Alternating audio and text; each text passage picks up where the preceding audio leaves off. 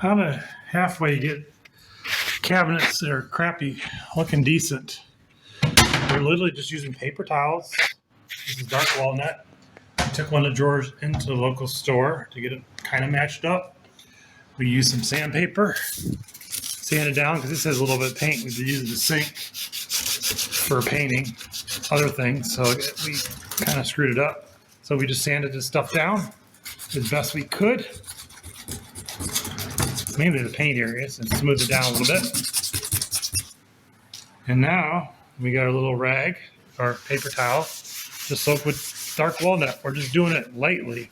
We don't want to go overboard. We're getting behind the cracks. And yeah, that's all you need, nothing special.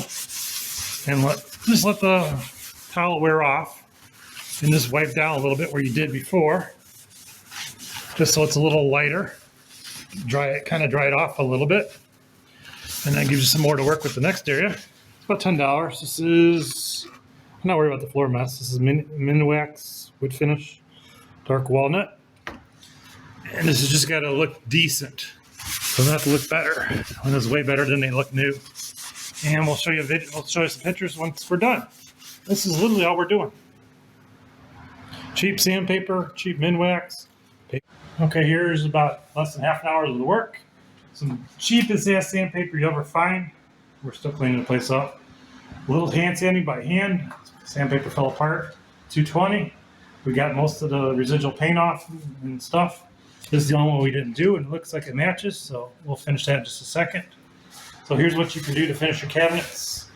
If you're selling a house, just want to make it, or just make it look a little nicer for almost no money. And these little cabinets don't match with the top, but that's what we're not concerned about because those are different cabinets, different wood. So I just shoot you the before picture, after picture. Hopefully you get an idea. And yeah, you can tackle it yourself with those special tools. I will use my hands, no paint brushes.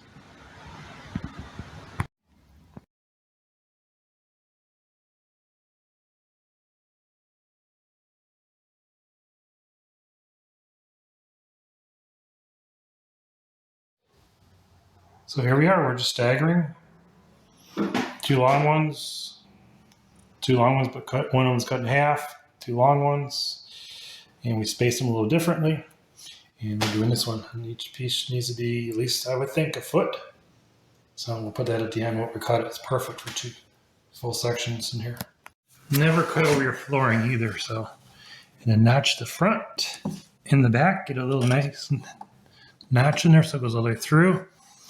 And do your scoring, and I'll show you in just a second. What I mean about notching is just getting it here, cutting a 1/4 inch into the material, cutting another 1/4 inch at the other end. Once you got it, get it even with a piece of board, and just tap it. Cracked it. And then you're going to turn it over, just like you do drywall, and score it often. And I'm going to put it in right now, and we're going to probably quit for the day. I got a couple hours in. I don't know if I showed us already. They just click in. That's it. I always stagger them and keep them 1/8 to 1/4 inch away from the wall because they're going to move, and you don't want to glue these down because they're supposed to float like a regular floor. So that is it. Sorry, my phone stinks. And I'll get that under there. I can't do it two-handed. And they just lock into place.